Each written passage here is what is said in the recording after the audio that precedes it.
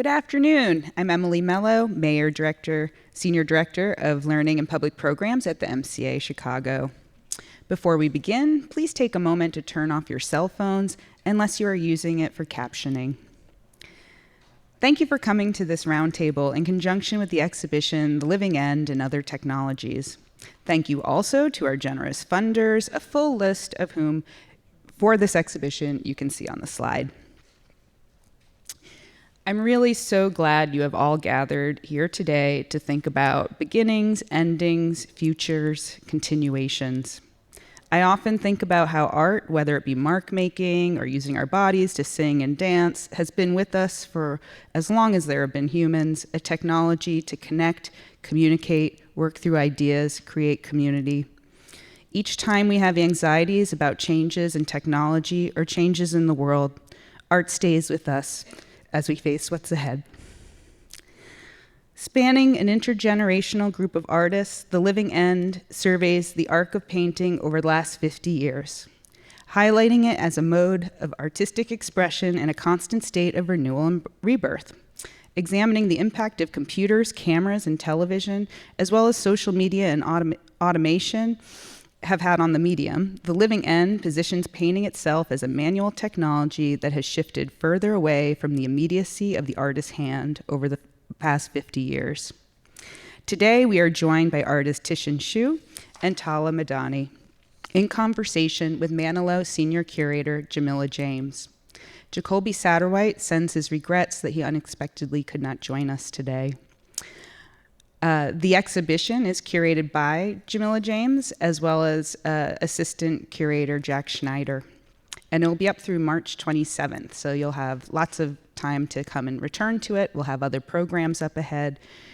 And it is now my pleasure to briefly introduce the speakers. Born in Boston, Massachusetts, Titian Xu's early years were in Zurich, Switzerland, Ohio, Wisconsin, Virginia, and New York. He received his BSAD in 1973 and a master's in architecture in 1975 from Massachusetts Institute of Technology. While at MIT, he also studied at the Carpenter Center and Graduate School of Design, Harvard University. Xu has resided in New York since 1979, showing first at Pat Hearn Gallery. Since 1985, Xu has shown extensively in the US, Europe, Mexico, and Asia, with works in many public and private collections. From 1988 to 1990, Xu lived and worked in Cologne, Germany, and from 2014 to 2016, Shanghai, China. Xu has held solo exhibitions at institutions, including most recently MAMCO Geneva in Switzerland, Secession Vienna, Hammer Museum, and the Sculpture Center, New York. He has participated in major international group exhibitions and biennials, including the Milk of Dreams, the 59th Venice Biennale, and Is It Morning for You Yet?, the 58th Carnegie International. Tala Madani makes paintings and animations whose indelible images bring together wide-ranging modes of critique, prompting reflection on gender and political authority, and questions of who and what gets represented in art. Her work is populated by mostly naked, bald, middle-aged men engaged in acts that push their bodies to the limits. Bodily fluids and beams of light emerge from their orifices, generating metaphors for the tactile expressivity of paint. In Madani's work, slapstick humor is inseparable from violence, and creation is synonymous with destruction, reflecting a complex and gut-level vision of contemporary power imbalances of all kinds. Her approach to figuration combines the radical morphology of a modernist with a contemporary sense of sequencing, movement, and speed. Thus, her work finds some of its most powerful echoes in cartoons, cinema, and other popular durational forms. Again, I'm so glad that you joined us today, and now I ask you to join me in welcoming our speakers.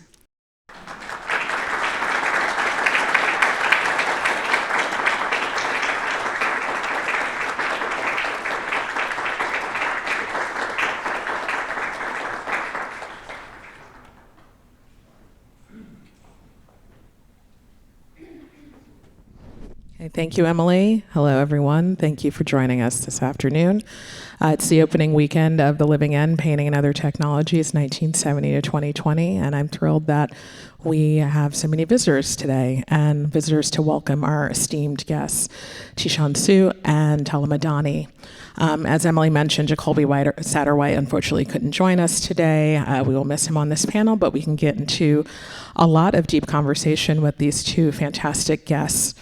The talk will begin with two brief presentations by the artists, then a discussion between the three of us, and will be followed by a brief period of Q&A at the end. So without further ado, I'll turn it over to Tishan. Thank you, Jamila. It's a pleasure to be here, and I appreciate being able to participate in this exhibition. In the brief time I have right now to talk, I'm just going to give a synopsis of the trajectory of my work since I came to New York. Before I decided to be an artist, I was already interested in the impact technology would have on the culture as a whole. At that time, there was no iPhone or iPad or desktop computer, no internet, but I felt that even seeing what was happening in television and radio, that this would continue. And one of the reasons I was interested in studying in a technological environment like MIT was because even though it was very much an other to the culture, meaning the technology itself, if not MIT as a place to study, I felt that we didn't really have any choice. This was going to happen. And when I was there, I was really want to get the feeling of what this was going to be like. So that carried on. I studied architecture. I did not go to art school. But even if I were to have been an architect, I would have been interested in this change in the environment, in the context that we live in, that technology was going to precipitate. So when I decided to be an artist, and I actually first was thinking of being a filmmaker because I thought that media was going to be the art form of the future, I didn't have the patience to go with the length of time it took at that time to make a film. So I settled on more traditional media like painting and sculpture, but I was looking at this interface of a technological, the technology and our bodies. And by pure happenstance, the job I got when I first came to New York was in what we called word processing. I worked in a Wall Street law firm, and I was sitting in front of a monitor that at that time was the word processor. And I was aware that my body was in front of this screen, and this screen was very different than my experience of watching television. That this was the beginning of language interacting with you as you were editing, and so suddenly I was amazed that I wasn't bored with the work. And it just became another kind of reality. And I could see that this was going to keep going. It was beginning to be put on every desktop, including the partners of the firm, in schools and offices.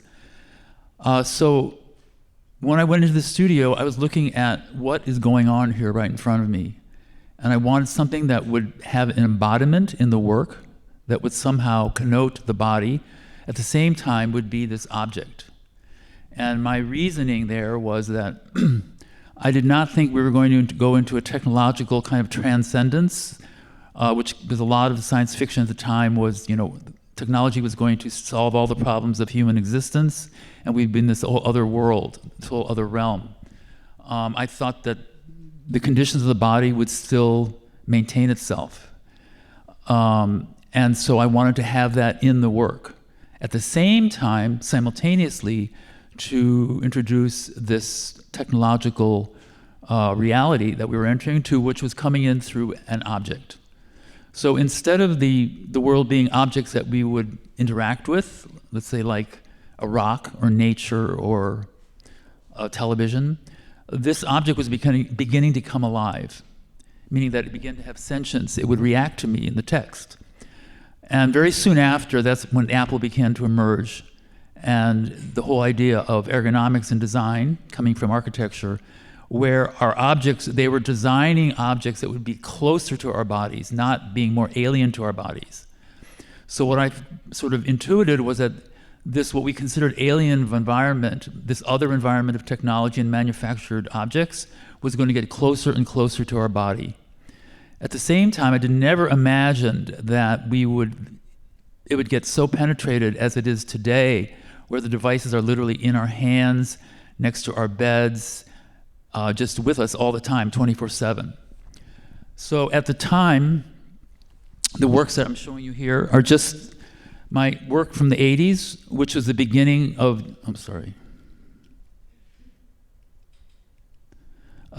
my first experiments in this kind of interface, where I'm having a sense of the body. In this sculpture here, that what looks like an eye is actually an incision into a body, and that's the bone. I was trying to get the sense of the object and this bodily sense that's inside the object.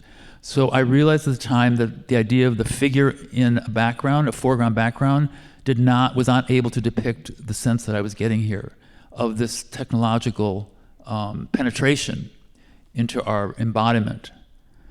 At the same time, I was still dealing with an object in a more traditionally sculptural framework.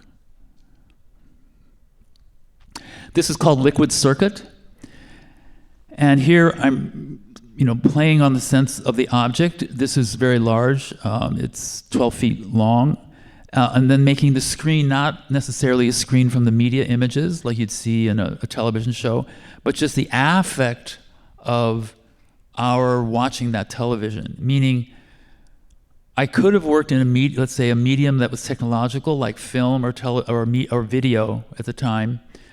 But I realized I was more interested in what is happening to us as we're interacting with these technological objects. That I was proposing to myself that there was something going on here that was a big shift in how our bodies inhabit the world. And that the foreground background of perspectival painting, and then abstract painting where the body's beginning to disappear, and that's kind of the modernist vision that technology was going to sort of answer all the bodily issues, and the body would not be a critical part of what was going on. I felt there was some more hybrid duality going on. So in a sense, I couldn't use those pictorial formats. So I had to kind of create one that I felt was more resonant with what I was experiencing. So here you have a sense of the body, but at the same time you have a sense of this object, and the body is within the object. Now, what does it look like? I couldn't say, and that was kind of the reaction people had when I first started doing the work.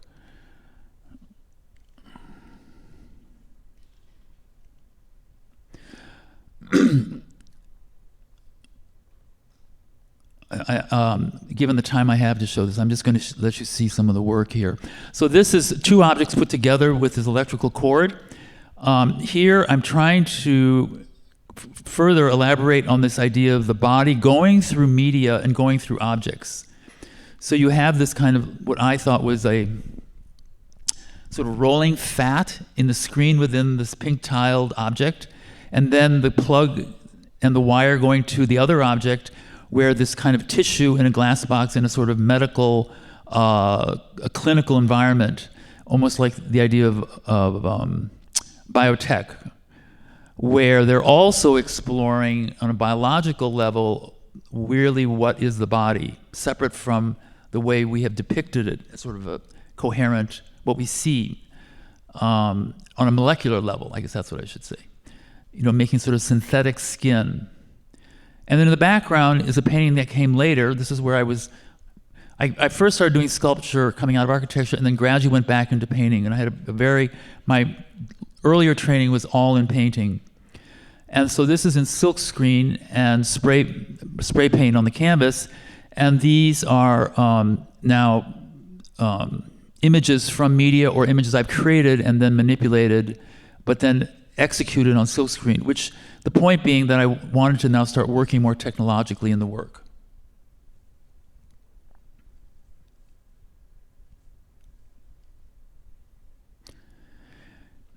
Okay, I'm just going to make very short descriptions now. So here is the one part of all of this work is where you see it very organic is completely flat and an illusion.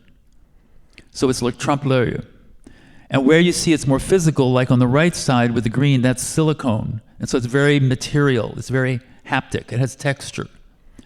So there's this dual sense of something very illusionistic, at the same time something very physical. And then the whole thing is this object. So for me at the time, so one thing is for me to articulate the way I am, I could never have done this during the whole process of the work evolving. It was all extremely intuitive, where I really didn't know what the thing was going to look like. I can speak about it now only in retrospect.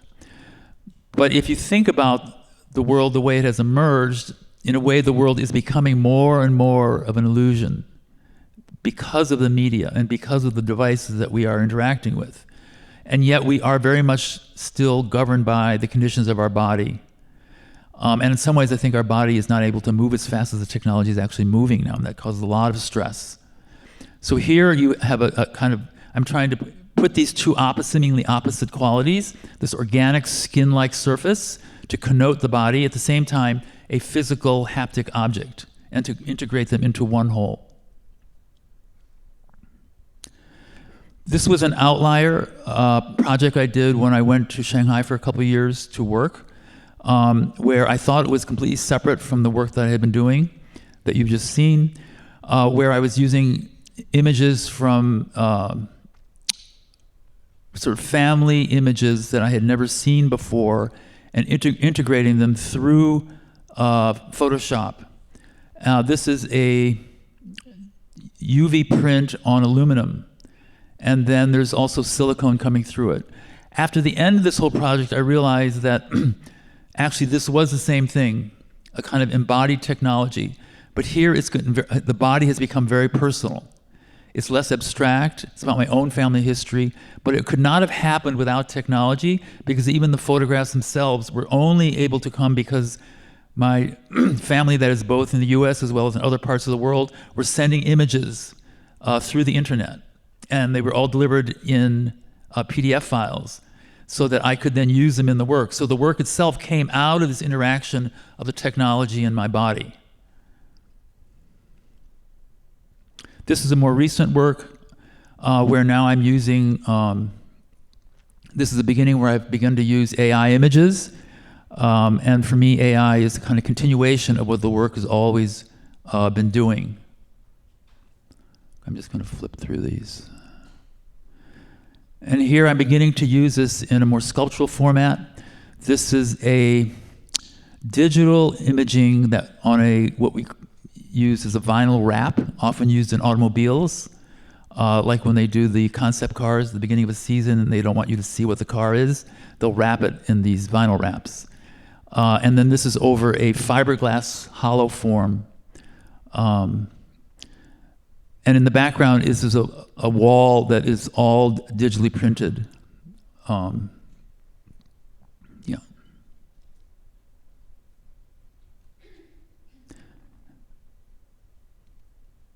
I'll just play this briefly. I think I'm sort of running out of time here.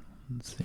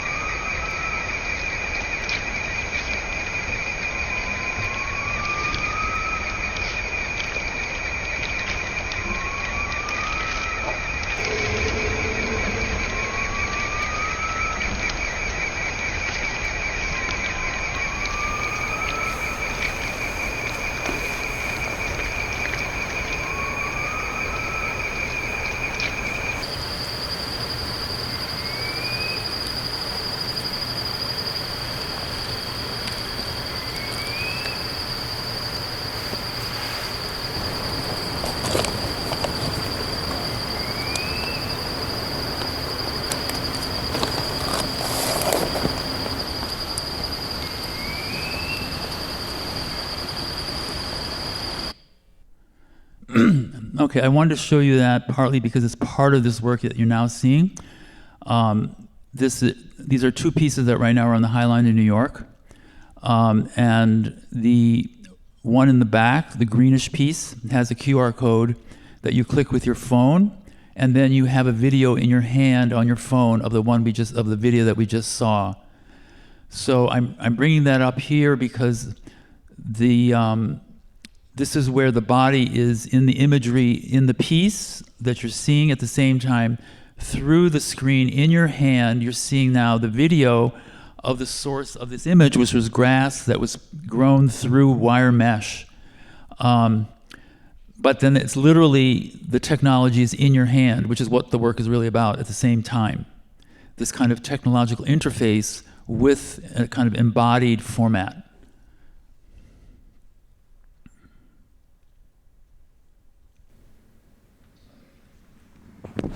Thank you. Thank you.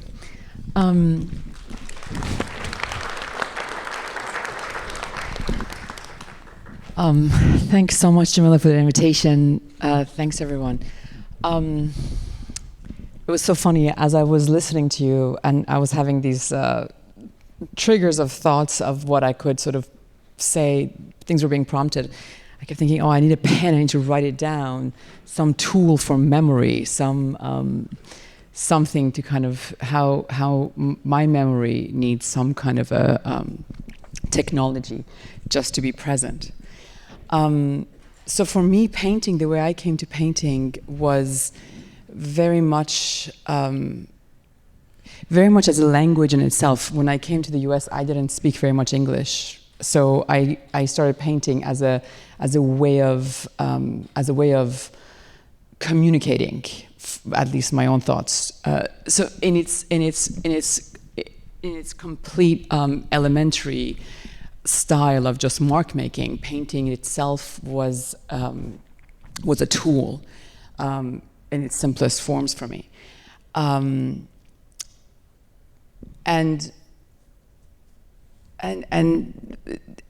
technology. I mean, I'm very much a pure painter in a way, except that I make animations, and that came because of the sense of the technology being very functional. It was a way of sharing some idea where it was just based on the image and not object, texture, scale, which is what all the things that I think you need to see in order for the painting to communicate to you. So for me, images of paintings are never encapsulating of the meaning of the work. And so animations, however, because we're so much ingrained in this sort of cinematic moving image idea, became a way of sharing the work across geographies that couldn't actually have access to see the paintings. So for me, technology has always been functional and not a conceptual interest. But I've always been interested in thinking about our collective relationship to technology at a given time. Are we collectively thinking about it as a positive? Are we excited about it? Are we apprehensive about it? Are we skeptical about it? Different things, different times, different feelings. And because I feel that conceptually, I guess I need to move this. Conceptually, I'm very much interested in the body, the human experience in many ways. So in as much as the technology, I should say something about this. So I only pulled some paintings to share where I use an object in the painting. This is a flashlight. So I thought technology, I'll pull all my objects, because I usually even devoid the paintings, are even devoid of objects to get a sort of economy of figures in space. Now what do? You use your body fluids. We have nothing. How do we go about things from there? But once in a while, I have some ideas of, okay, well, flashlight, light, bright, becoming bright, revealing. So maybe this is like, I don't know, I call it a specter, some kind of a sperm sort of revelation. And satire, comedy, making myself laugh became a thing. And then projectors became quite present in my paintings in 2015, so about 10 years ago, where I've been really interested in what's missing. So whatever is missing, maybe the projector gives. This is called something like maybe adoption or mother figure or something. Some idea of a Madonna being projected and a baby going toward it. I think it's called Shadow Friend. So like just a lonely space with the light. Gosh, yeah. So let's see. Yeah, objects, technology as ways of really revealing something about the figure, and being quite comfortable with just the figures figuring things out. I guess. Yeah. Another thing that I became really involved with was this idea of light in the paintings, and mediated sources of information. So, in as much as my figuration really was interested in stereotypes, I became involved with.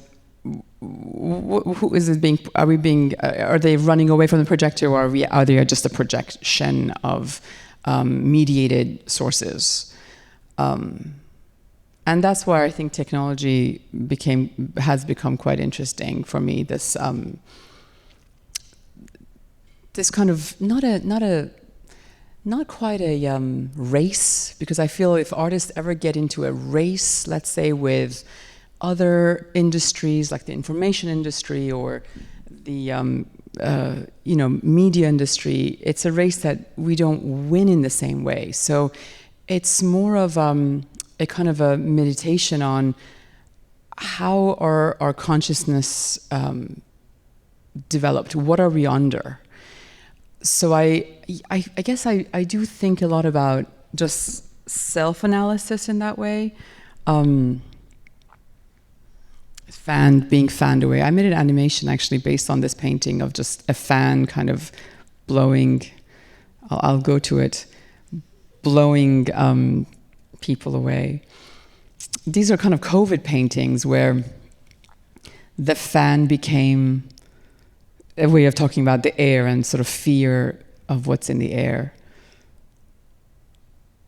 Oh, I guess I should have said the corner paintings. So I also became interested in these paintings that inform each other. One is making the other one, a la the projectors. Yeah. So I have to just say the technology of just this room's format of having the light on us, and I can't see you guys, is also very much informing the way I'm able to speak to the audience, because if I could see your expressions, I would mitigate mine. And I guess that's really much about the way I paint too. I do really think about how does the audience see the work? Where do I oh, thank you. If only everything was like that, Something about falling sun. There are some figures trying to hold the projector up. This was, some attempts at thinking about other things. Why did I include this painting? Something like an event is happening, time is running out, boom, splash. This is a very recent work. It's called Squeegee Man. And I think it was just about kind of ahistorosity, that's not even a word, but erasure and dust mark making, sanitization, interest in cleanliness. I'll play this too as I speak a bit more about apprehension. Yeah, so I guess one of the things that I've been thinking a lot about is sort of this that we're less hopeful about what technology can do. Maybe we're a little bit more in a skeptical apprehension state. I think about that as I think about what's happening to art making or culture making within that state.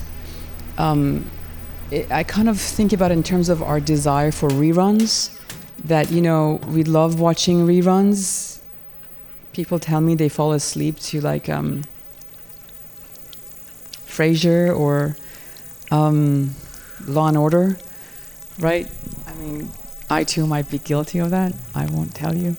But this desire for the rerun and for not being exposed to new things because we're just done, because we're exhausted, because we're afraid, I think is really interesting. In that, how does that, where does that lead us in terms of what we make, in terms of our art making?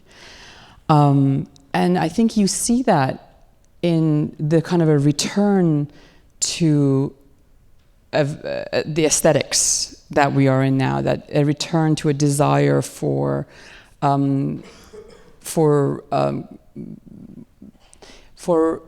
less ambiguous forms of artwork and more nameable or more kinds of works that are, you can find their line in history. So I guess I think about those things of what kind of culture makers we are, what kind of consciousness makers we are, and how we deal with technology in the way that it calibrates us into then what we're able to output. This is called the womb. I was, when I was pregnant with my first child, I was baffled that on a genetic level, this is the same process that has happened for, you know, thousands of millions of years, but on a technical level, that this child will be very soon able to deal with this phone in an intuitive way, whereas then it would have just been able to sort of chisel at something. And that kind of, how is this information given to this being, made me think, what if there's a projector they're just receiving this through the membrane somehow. And then I thought of the child's reaction to all that, which you'll see eventually in this animation. Yeah, I can stop there and we can go on. Yeah. All right. Hello. Thank you, Tishan and Tala, for those presentations. So I'm going to get a big question. Yep, clap, clap. Here we go. All right. So I'm going to get a big question out of the way, and we can go from there. The big question is, since the show is in part about shifting definitions and descriptions, if you both had to define painting because your practices are very different, or who a painter is, how would you do it? Could you repeat that? Sure. Shifting definitions, how would you define what painting is from your vantage point, or who a painter is? I mean, I'm very. It's the mic. I'm very easy. I mean, you will have a brilliant answer. So, I'm very easy. I think you are what you do. I'm a very practical kind of. I don't take things hard. I don't hold them. So I think everyone is a painter who thinks that they are painters. I'm open to that definition. But in terms of what I'm really interested in is, can we contemplate a contemporary painting? And that's my challenge to myself. Like, how often do we look at paintings, let's say if they're figurative, and the figure doesn't look contemporary at all? Like, where are all the contemporary? Can we take away the lift, the heavy, all the stuff that saturated us, and imagine something contemporary? Can we even face that? Can we imagine that? Is that a happy moment? And because I'm very suspicious of things that make us conservative. And a lot of that is, yeah. So that's where I go with that. So first, I wouldn't want to define painting. I can only start where I started from, which is I loved painting. My whole background before going to college was all in painting. And I think I just happened to come from that. And so I had painting in the back of my mind, even though I went into architecture and went to sculpture or media or whatever, the certain properties of painting, which is paint this substrate of oil or acrylic with pigment, somehow was very much in my early training, down to when I was, third grade or whatever. So for me, it's not what is painting into a more intellectual way, but I just like this material that whatever it is that people have used for thousands of years to somehow express something. And whatever I'm doing, I sort of think it's somehow part of that. Now, for me personally, and I'm not going to, do the sort of modernist trope to say this is what painting should be or this is what the state of the art of painting is. I think we're in a very pluralistic cultural moment now, for the better. It's just I happen to really love painting. My training was in Western painting, and I keep kind of going back to it, even though I do media work and I'm very interested in technology and digital and all this. My digital work, I feel, is very much informed by my training in very traditional painting. So if that is a painter, I mean, if you can pick your definition. So for me, I think there's something very fundamental. We're vertical, anthropologically, and that we see something in front of us, and that we have some kind of experience that is very different than our everyday lives when we see something like that. And I think that's kind of magical. And so much of that has been done with color, and there was a time when people said painting is really color. Like, for instance, I don't know, it was the Impressionists or the color field people. So for me, color is very much for painting. But I know there's fantastic painting that does not deal with color. So for today, in terms of technology, I feel that I'm interested in creating something for me that's about this, as I've already talked about, interface of technology and the body, but that somehow the thing that I'm using, the vehicle that I'm creating that will talk about it, I want to have the properties of what I have been trained or have been shown that have experienced in a positive way of painting. And I may not be using oil paint or even watercolor, or whatever. I'm using actually silicone, but I use it in a very painterly way. So for me, they're paintings. People haven't necessarily seen it that way. People could sometimes say I'm a sculptor, but for me, that to me is a painting dimension. At the same time, we see now, I mean, I can see works in the show that are using color beautifully in a way that is very painterly. I use that term. That is not just the media like you'd see a television show. And it's very noticeable when the person has that quality in their work. For instance, like Jacoby's work, for me, is very painterly. So, and I really appreciate that. That's just me. And I know I come from a context when I emerged in New York, it was very conceptual. So it's about the idea. And painting actually was considered very sort of, passé in that sense. And it's very Duchampian, where it's about the object. And I understand the power of that. I very much respect Warhol, but I just have a personal affinity to painting. That's it. I mean, what was it like in the 1980s when you really began working, and you were working ahead of the time where there's a context that was beginning to be established, but there weren't really a lot of artists outside of time-based media that were considering technological themes in their work. At what point did you feel that painting was the most apt way to really convey those ideas that you had instead of doing, filmmaking like you spoke on earlier? Well, when I started back working on wood in this very traditional way, I was sort of resigned to just painting. The whole zeitgeist, and if I had gone to art school, it might have been I should be a video artist or a filmmaker, or people would even say when they came to the studio in the 80s, well, you should be working technologically.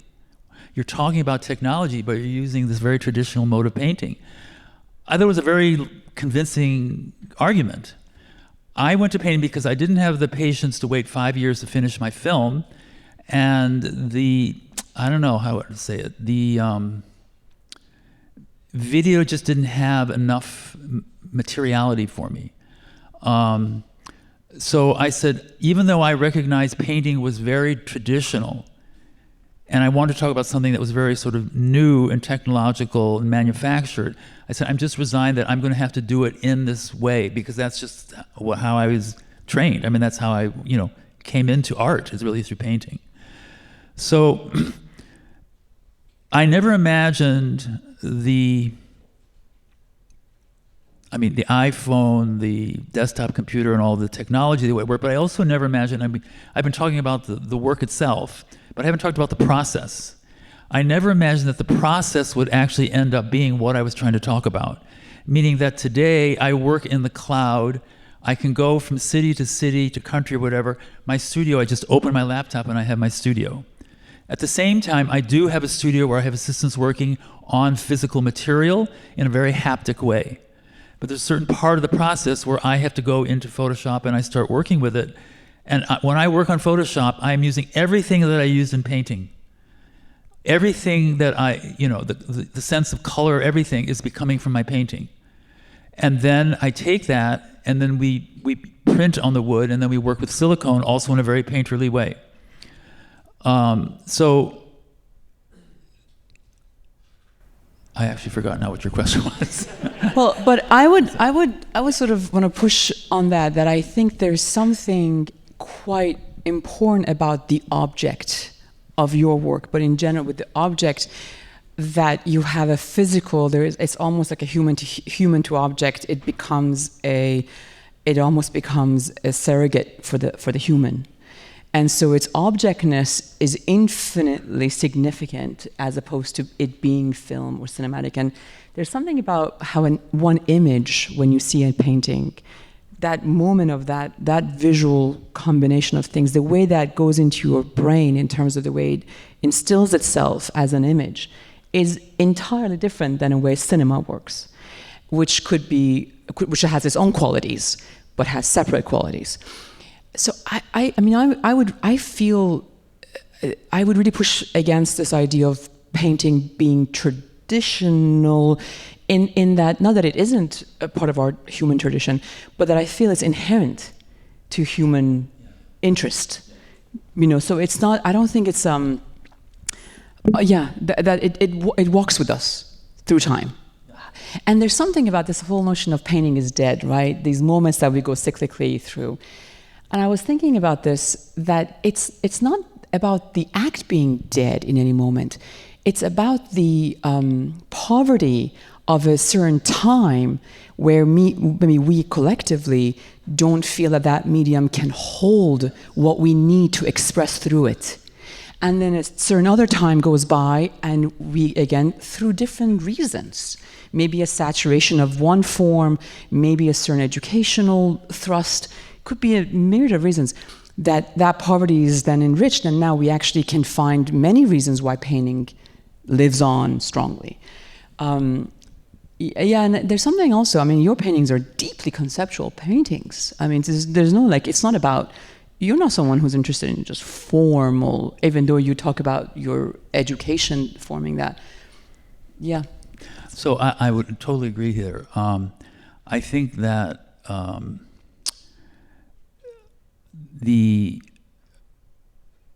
for me, once I went back, coming into painting, it's about the body. And I think maybe de Kooning said really painting is all about the body. And that it's haptic, it's material. A lot of people, when they've seen my work in images like you're doing now, when they actually see the work, they said they never would have imagined the work to look the way it does from having seen it in the image. And for me, that's very validating. I'm very glad that that's what they experience, because I think the important thing is that you had to experience it with your body, and that's not just an image, as we have in our virtual world of images. And I think that's a kind of almost a political statement here, and that was one reason why I felt it was important to hold on to that sense of body, which made the whole work much more difficult. If I just wanted to do a very technological vision, I could have done that much faster. And if I wanted to do just about the figurative of the body, I could have, but to try to get them both going on at the same time, to integrate them in the way that your life is integrating it now, whether we even are consciously aware of it, that the paint is very physical, and that tactile, haptic quality, I think, is very fundamental to our lives. So, for me, the body, it's the body that makes the political, and the body in pain that really creates politics. So even though I wasn't thinking about these things when I was just developing the work in a very slow, intuitive way, I wanted to be able to go in that direction in the work eventually, and I needed to have that so-called DNA in the work from the very beginning. So where is painting today? I think what Talia is bringing up is exactly it. It's painting just needs to find a situation in which its format will be able to contain the kind of issues and psychological, emotional lives that we're having, that it suddenly registers again. And so it's more what's going on with the paint. The actual definition of painting, of using paint, I don't think is the problem at all. So one of the original contentions in the exhibition, which is centered on painting, it's a show of and about painting, but with all these different detours, is this idea of the increasing distance from the painting object and painting as practice from the body of the artist and to some extent the body of the viewer. With each successive technological advance, even if the relationship doesn't seem one-to-one, it seems as if there are new methods of working that change the way that your bodies interact with the work. So my question for you both is, in relation to your own work, but also as a general observation, how do you think that these new advances have allowed the body to move further away from painting?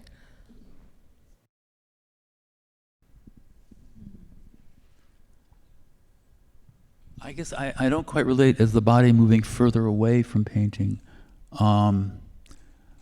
In my own work, I use, I'm doing animation, or I use digital printing or 3D printing. I mean, I use these technologies. I'm just thinking of different formats and forms, just like if you were doing clay sculpture or work in marble, or then a painting of a body.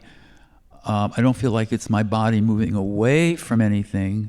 It's just I have this awareness that I'm trying to express in some physical way, so that someone else can actually get a sense of what I'm experiencing.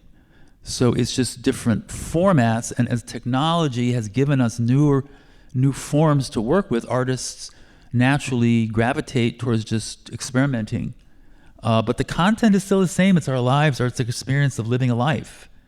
That is not changing. So I think it's really just being able to see the content in different formats. And the thing is, with the technology, the speed at which it's evolving, the forms are changing so fast, it's hard to even get a sense of what you're looking at. And I think that makes it very confusing to understand, so where is the art in this, or how am I supposed to even see this? Whereas in painting, as we know it, it's a more familiar medium, so we can recognize a little more easily, but painting can easily be as difficult to understand as, let's say, a video at this point, or even AI. It depends on what's there. I mean, I'll try to think my answer through talking, so bear with me as I might jump a bit. I find the question really interesting because there are different bodies, right? There's the body that's making it. There might be a body that's represented, and then there are bodies that are observing it. I think there's something that has, maybe because of social media, maybe because of the new technologies, has made us very introspective, or it has made the sort of viewing hole that where we see the world through narrower perhaps now than in previous times. And I guess for me it's interesting if we actually think about how do I identify the I, where am I, who am I a part of, what is this, where? I think it's a really important question right now, is to locate ourselves within our human community and really understand if we are making art, what is it that, everybody gets moved, and one makes work when they're moved, and different things move us, for everybody their own, and that's the difference. But in terms of I guess I become skeptical, because I do feel the forces of, let's say, the capitalist structure are so strong that we have to be quite smart in realizing what of these thoughts, which ones are actually mine, which ones are the ones that I want to develop, follow, or which ones are the ones that have been sort of given to me from the deluge of the stuff that I've just observed on a daily. So just to suggest that I think it's interesting that you're saying that, well, also the date of many of the works in the show are from 70s, 60s. There's a spam, right, of artworks. And that's an interesting one to really study, to see which ones are dealing with technology in what way, and where does the eye come out, and how much of this insular eye is maybe more present now than before. I find that interesting. Yeah, I agree. I feel that our interactions with technology now, and the way we interact with our phones or the screen, we are decentering, that our bodies are decentering. And decentering, in other words, maybe decentering is not quite the right word. We're distributing, meaning that we're sort of being displaced. And it's not that the body is disappearing, but the body is in a different context ontologically. So if you think just literally, our lives here, I'm talking on the phone to someone in another city, that conversation is more real to me than the place I'm just sitting in right now. I then switch into the news. I'm now aware now suddenly what's going on in the entire world. I then physically move somewhere else. I can still be in contact with my studio. I go on to FaceTime. We have a problem with the work. They're showing to me on FaceTime what's going on in the work. I give them my response. They continue to work. I then switch in to try to catch a cab, an Uber. So what's going on there? That's kind of where I go here, and that somehow the I, the ego, I think is really becoming obsolete in some way, and I think there's a lot of stress with that. The sense that I feel like I can't really get a sense of my life even. It's just there's so much demands in so many different ways coming from the media. And I remember thinking at one point, a number of years ago, I will never have that phone next to my bed. It would always be left in another room. Well, now the phone is next to my bed, and I get anxious when it's not. And I think that is really problematic. And so I'm aware that this technology is actually very violent. It is taking over our lives. We don't have control of its taking over.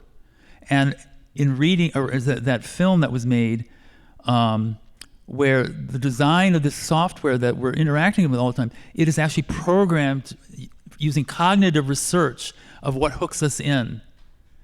And so the result is, as Talia was bringing up, we're not even the agent of what we're doing anymore. And this is getting exacerbated, I feel, with AI. And talking about children, in my own case, I see my son, he's just so much more fluent with this stuff. He'll say, "Dad, don't push the button so hard." And the way he moves his fingers, I will never get to be at that level. So I see organically, as a species, we are changing as a result of it. And this is going to increase exponentially. And I think a lot of the stress, a lot of tensions, a lot of our politics is all coming from this. Our inability to comprehend the forces that are going on here. And I don't even think the people who created this understand, which is what's so scary. So I think the whole idea when we're talking about the body and disseminating through the technology, at the same time, I think the whole body is changing. So everything is changing at the same time. So it's very hard to get a grip on how can we really reach some kind of clarity or stability here to be able to live our lives. And I think that's the situation I find myself in. I feel like it's a shared condition at this point that we're all experiencing different levels of alienation from our bodies, from the media, from, the things that we're living and scrolling through every day. I mean, I think that's a shared, is it fair to say that that's a shared concern in both of your works? I mean, Tala, I think to some extent, because you're pushing back against certain expectations, certain norms in the work, the ideas that you're pushing forth with have a lot bit to deal with alienation. And I think that, Tishan, your work thinks about alienation in a very different way, but it's a shared discussion, I think. I think that's very interesting and fair to say. I mean, to some extent, for me, the canvas was always a space where I could imagine or figurate or whatever amongst a population that I was no longer near, as I had moved from Iran. So for me, the experience of alienation has always been, it's accurate, it's true, in terms of a kind of an aborted community experience. And the paintings become a sublimation or a space of a performance of repopulating my personal space with figures that I would like to be in communication with, whatever kind of communication that is, if it's just me yelling or me kind of, whatever I want to do in that space. So that for me is not recent in terms, and it was more less technological, perhaps more, which I don't think we can actually separate, of course, but as a life experience. Yeah. Did you want to say something, Sean? No, not really. Okay.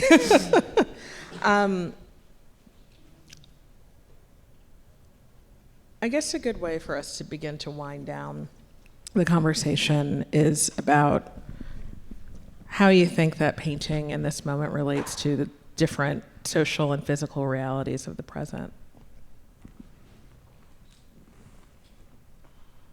Social and physical realities of the present. Yeah. I think the extent to which paintings are done by our species is going to reflect the social or political or whatever environment that we are living in. Sort of goes without saying. I mean, a child even doing their little drawings is expressing something. It's extremely archetypal in a way of our species.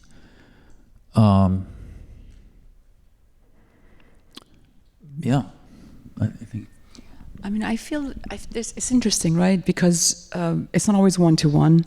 When you were saying that we're in a moment of, let's say, the crisis of the ego, that we don't know where we are, that might lead, as a population, that might lead to a kind of emphasis then, where is my ego, where am I? So we might become much more egotistical, right? There's always a pendulum of, if I can't locate my ego, I might become much more insistent on myself. Similarly, I think the more maybe our experiences become distant or flattened by the screen, the more we might have a desire for something much more physical. So in a way, painting might in fact have a very lively sort of emotional resurgence in relation to our constant saturation through this, right? I don't know, right, a couple years ago, what was that digital art moment? What was that name? What was the call of it? That all the paintings were the digital paintings? Thank you. NFTs. The NFT. That was pretty recent. What is it? That is pretty recent. Yeah, recent. Not a couple years ago, 6 months, time. But right, the NFTs were obviously all of a sudden, that's the end of, it's just NFTs now. What else do we need? NFTs are, and it was interesting because it's just a GIF, right, with a number. I mean, they've always existed. So it's interesting how, what is interesting? Yeah, I feel,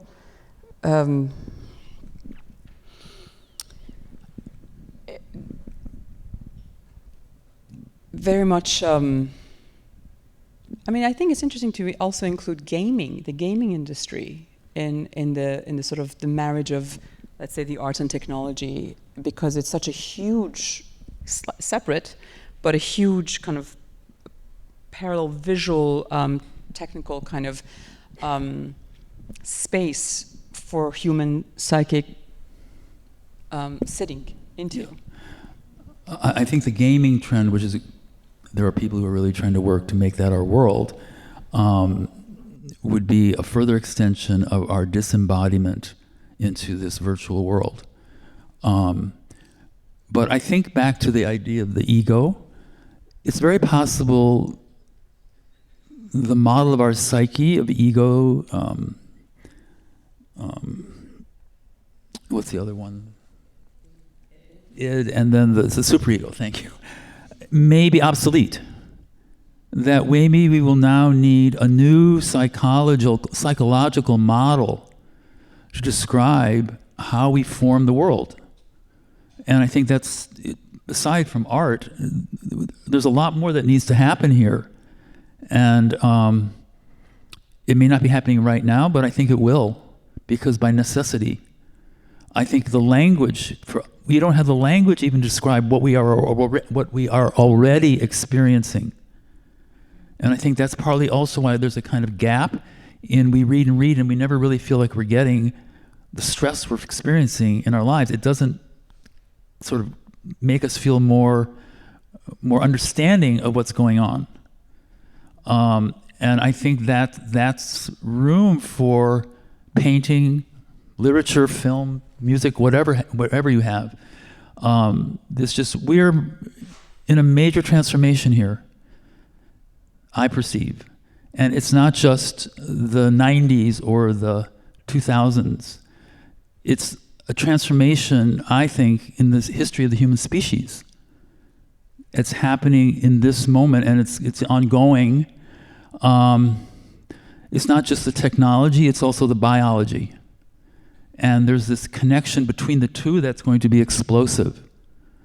And I think painting is just one very old form that has enabled people to just get a grip on what they're actually experiencing. They see it in front of them, and then they can relate to it. It's externalized. Perhaps that's what art does. It externalizes our interior life, which is really helpful. So I don't think it's going to be painting is dead. I think it's just painting just needs to somehow figure a way of meeting some of this new context that we're in. I love that. It's really interesting. And then of course it's sort of that's very hopeful to me, by the way, what you just said about this engagement as a call to engage, basically, in a really serious way. And of course, what hinders that are conservative commodification and conservative forces of market-driven sort of carrots that one needs to kind of watch out for in relation to being able to really react and answer that call. That's all. Yeah. Yeah, I think in a more sort of specific way, I think what's going on right now in contemporary art, and my experience of it, it's become so commercialized. It's so much about the market. I think of this when you mentioned capitalism. Capitalism has really penetrated not only the art world, but the artists' studios. And that, for me, is a huge pullback for where art could be going here. I feel it myself, even from my galleries and stuff, The demand that they want is about the market. It has nothing to do with where the work wants to go. And I'm constantly having this very explicit discussion, is your speed, what you're looking for, is different than what I'm looking for. And the pressures are very high just because everything costs so much. And it's harder for artists just to exist.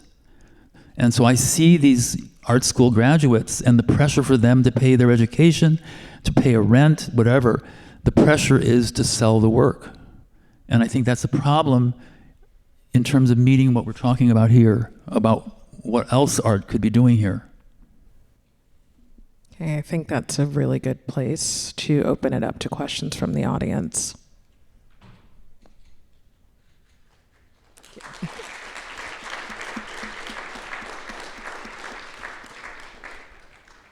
So feel free to raise your hand if you have a question, and we'll come to you with the mic. Hi. Thanks so much to both of you, and excellent curation in the show as well. My question is for Tishan, or also Talia. I'd be happy to hear your thoughts on this as well, but I'm really interested, Tishan, in your technical precision and how you're making formal compositional choices, and like what that process looks like from a sculptural perspective, maybe a little more, if you don't mind.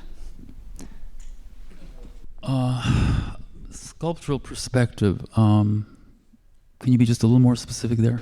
So I think like in your work, there's a really fresh type of abstraction, and I'm really just kind of interested in how you're getting to those formal moments, like even art historical references, architecture. So I'm not really conscious at all about the art history. I know I had an artist colleague, he said, "What are your references? What are you looking at?" And I said, "I'm not really looking at the references." He said, "But you must be looking at something." And I said, "I'm just looking at what I'm living, what's right in front of me." So my forms and what I do is really just coming, it's an intuitive process. Everything I'm saying today is not what goes through my mind when I'm working or in my everyday life thinking about my work. It's just an intuitive sense of how something feels. Growing up, I was born in Boston. I grew up in Wisconsin and Virginia. I was obsessed with Detroit and American automobiles. So sculpturally, this idea of the organic, which also segues into the ergonomic. So that's a part of all my work. I think you can see with the rounded corners. When I made the rounded corners, it was not about an iPhone or an iPad. It was really to break through the window of the pictorial space so you're not looking through into an imagined world. I wanted to have the paradox of an illusion like you would with painting, but at the same time, it's really referring to an object in front of you. So there's a paradox there. Otherwise, it's more, I think, a sense of the body, but more a biological sense in the work. Like in these objects here. I could talk about why biology, but that's kind of what's driving the work. I keep telling my assistants, no, make it organic. No, it has to feel like it could grow. So I don't know why, I just want that work to feel that way. Maybe I'm trying to connect back to the environment, and that's for the art historians to write about or whatever, but that's what's a driver for me, yeah. I don't want the manufactured look, the sense of, taking something from the world like, like a cooking pot or something like that. Yeah.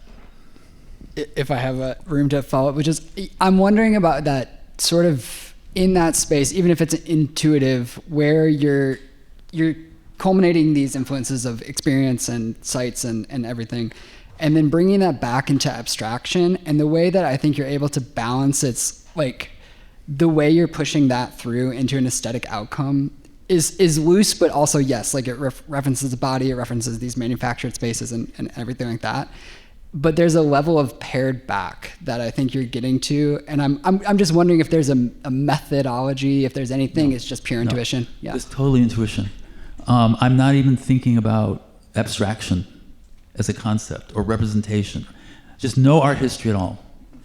It's just pure. What's the sense that I'm feeling right now? What do I want here out of it?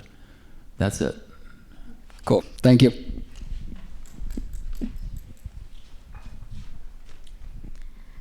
Hi, this is not a question, but I just want to jump on. Your work really reminds me of the noise band Mesher, MSHR, and I think you might like them.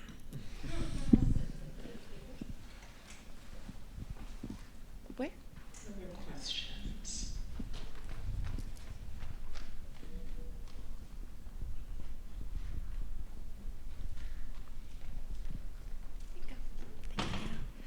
Hi, I was wondering, where do you usually get your resources for your sculptures? And are you usually inspired by your resources? Or do you have like an idea before? Yeah. Well, in the earlier, do you want to answer that?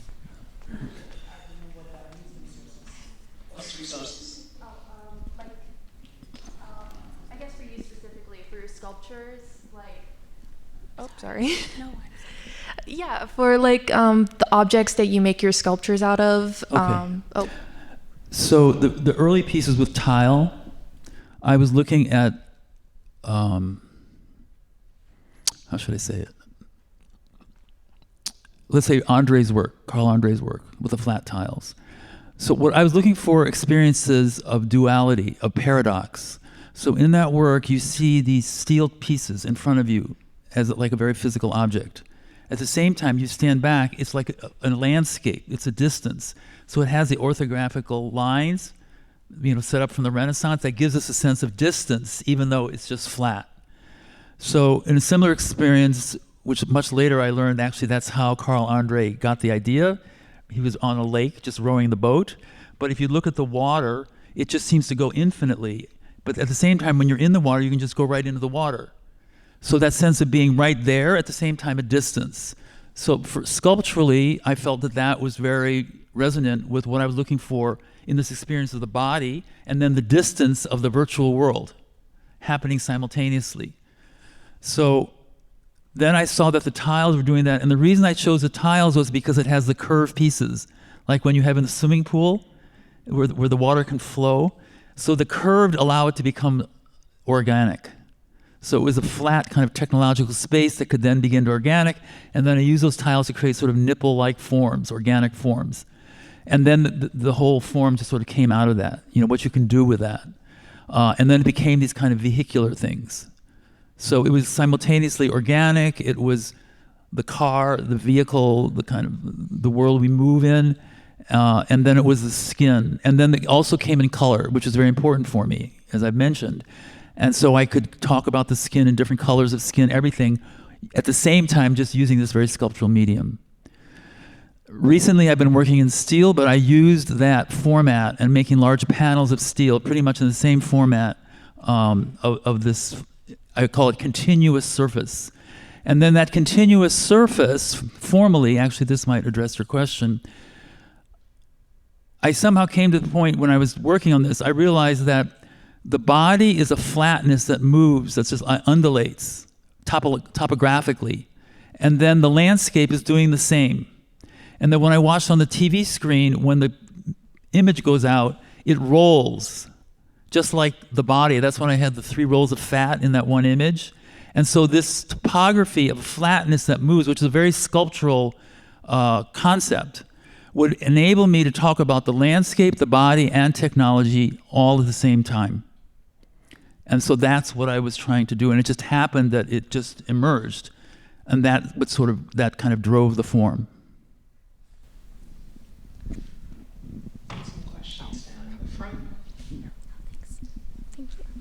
Yeah, thank you so much. That was really, really wonderful.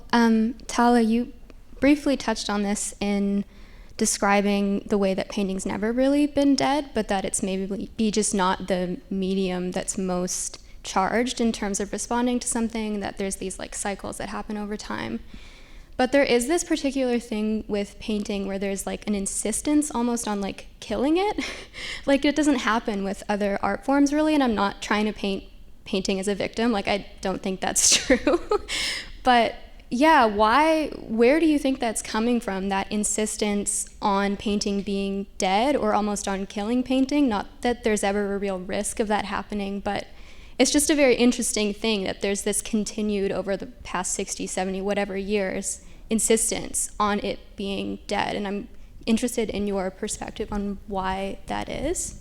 That's really interesting. I mean, it might, and I don't know exactly, but it might just be, what is it, like a planted hype or something, like a mythologizing something, just so that you can resurrect it. Like, we need to kill it so that we can have another mountain, tip. It might be that. I mean, personally, I think photography is the hardest medium at the moment, because of in terms of other mediums having a hard time. I think photography definitely falls into one.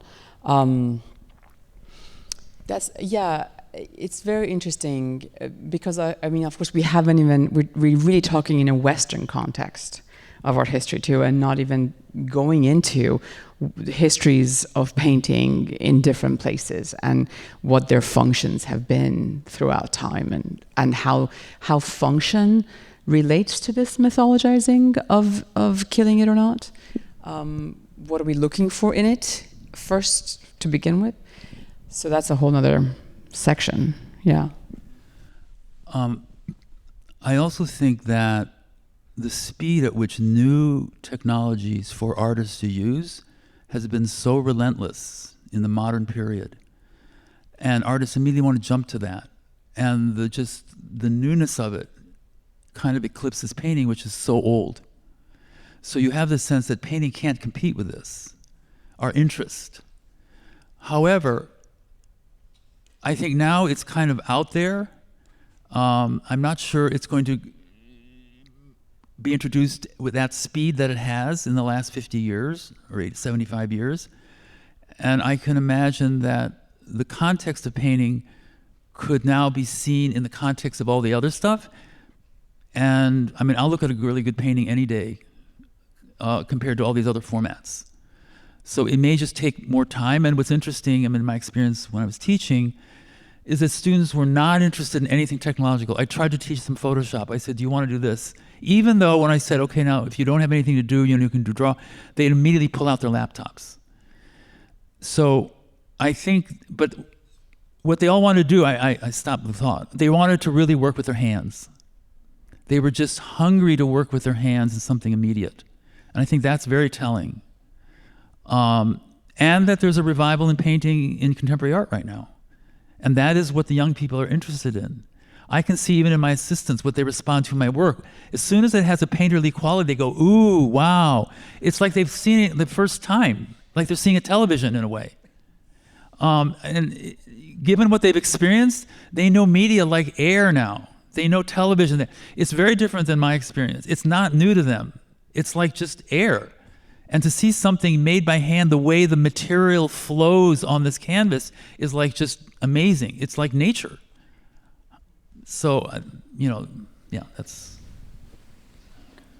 I think we have time for one and a half I know questions. there was some down here. Yeah, let's get the mic down the front. Do you...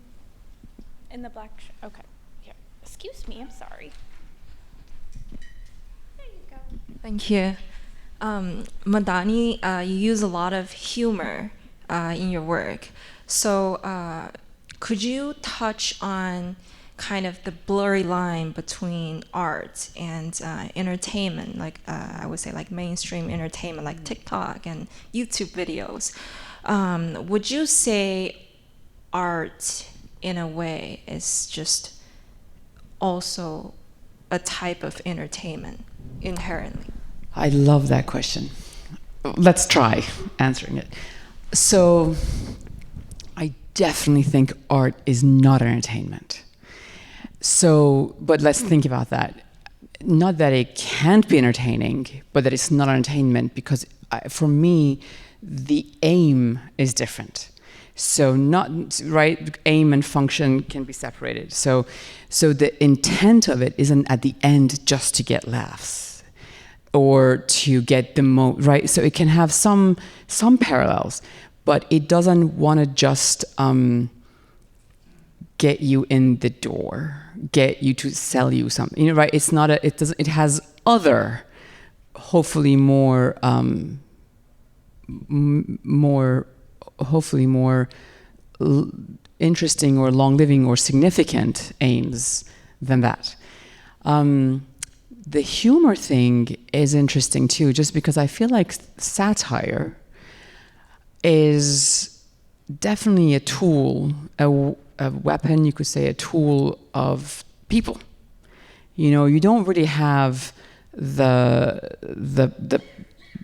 you don't have people in power making satire. You have the people making. It's a punching up form, usually. So I think this is really interesting because we're also in a space of really evaluating permission for laughter, being offensive. You know, like we're really in a cultural moment of evaluating what are we able to laugh at. We're self-analyzing, which I think is really all very good. But to also know that satire in its sort of that what that has in terms of possibility of untangling or really pulling at power structures and creating a discussion for a way of reimagining things.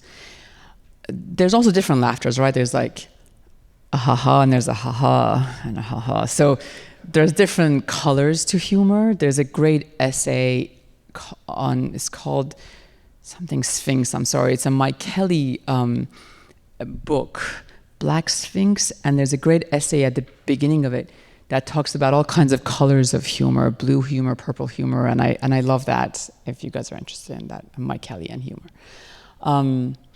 So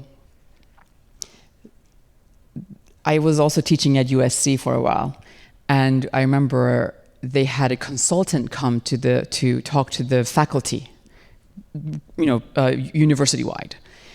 And this consultant, this researcher that I'm sure they paid a lot of money for to get him to come in, this is California, and he was saying, you have to give your students an experience like akin to like Disneyland or Universal Studios. They're paying for something here.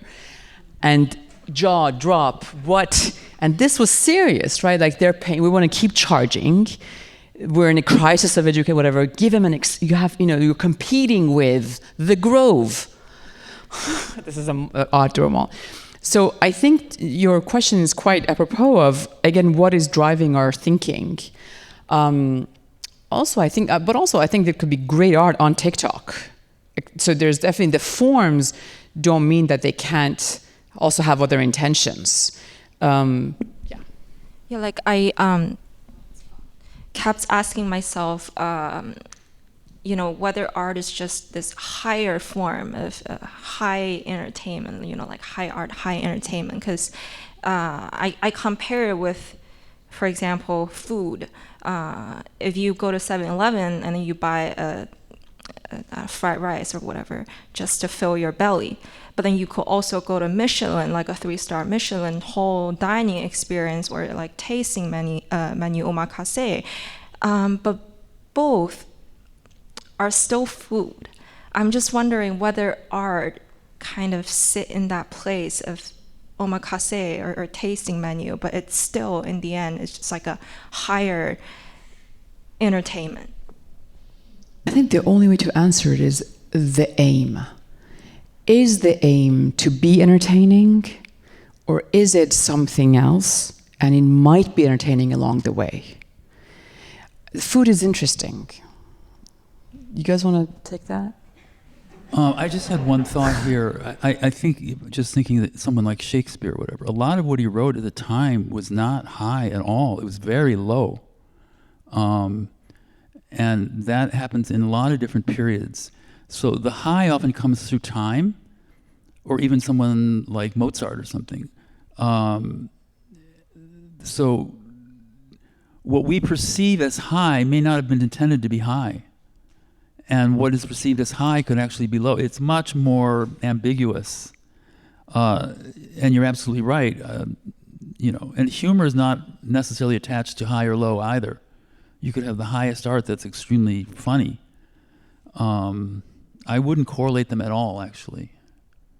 And a lot of it's just our perception and the context we're in, and it can turn very quickly.